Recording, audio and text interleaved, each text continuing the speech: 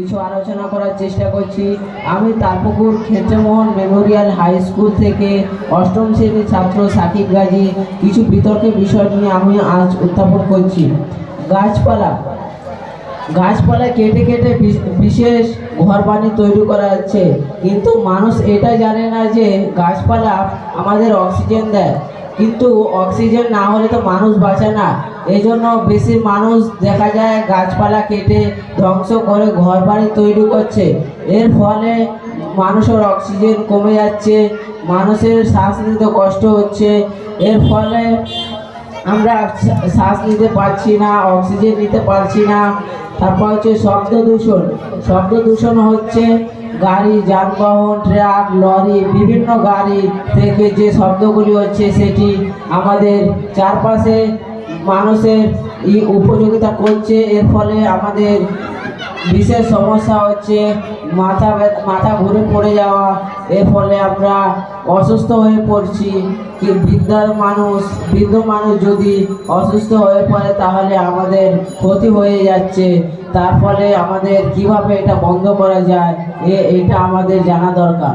তারপরে হচ্ছে বায়ু দূষণ, কিভাবে বায়ু ছড়াচ্ছে গাড়ির বিভিন্ন ধরনের গাড়ি, যে গাড়ি দিয়ে ধোঁয়া বেরোয় এটা বাতাসে বিবাহিত হয়ে মানুষের নাকে যাচ্ছে। এর ফলে মানুষের শ্বাস নিতে কষ্ট হচ্ছে।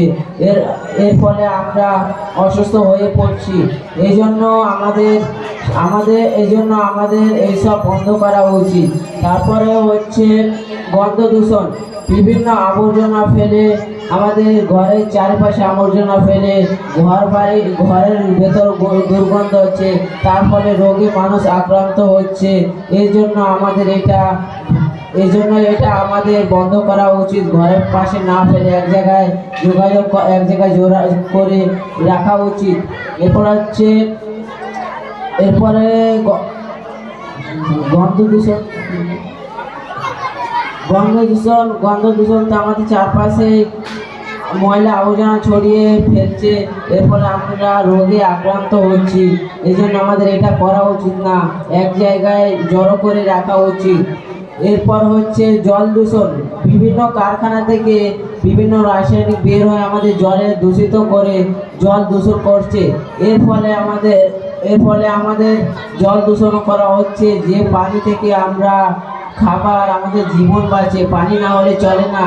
এই জন্য আমরা জল দূষণ না করি বিভিন্ন কলকারখানা, এবং দেখা যায় মানুষ অনেক প্লাস্টিকও ফেলে জল দূষণ করে। এটা আমাদের করা উচিত নয়। একদমই এক জায়গায় জড়ো করে যদি প্লাস্টিকগুলো বারাকপুর পৌরসভা থেকে যে গাড়িগুলো আসে ওটা যদি আমরা দিয়ে দিতে পারি, তার ফলে আরেকটা প্লাস্টিক তৈরি হতে পারে। এই জন্য আমাদের এইসব করা একদমই উচিত নয়। তারপরে হচ্ছে আমাদের এসব দিয়ে গন্ধ ছড়াচ্ছে, মানুষ আক্রান্ত হচ্ছে, মারা যাচ্ছে। এর ফলে আমাদের বিভিন্ন ধরনের রোগে আক্রান্ত হতে হচ্ছে। এইসব যদি আমরা না করি তাহলে আমাদের চারপাশে সব কিছু ঠিক থাকবে। এইসবের কারণে আমরা আজ বিভিন্ন ধরনের রোগে আক্রান্ত। এই জন্য আমরা এইসব আর করার চেষ্টা করব না। এই বলে আমি বক্তব্য শেষ করছি। সবাইকে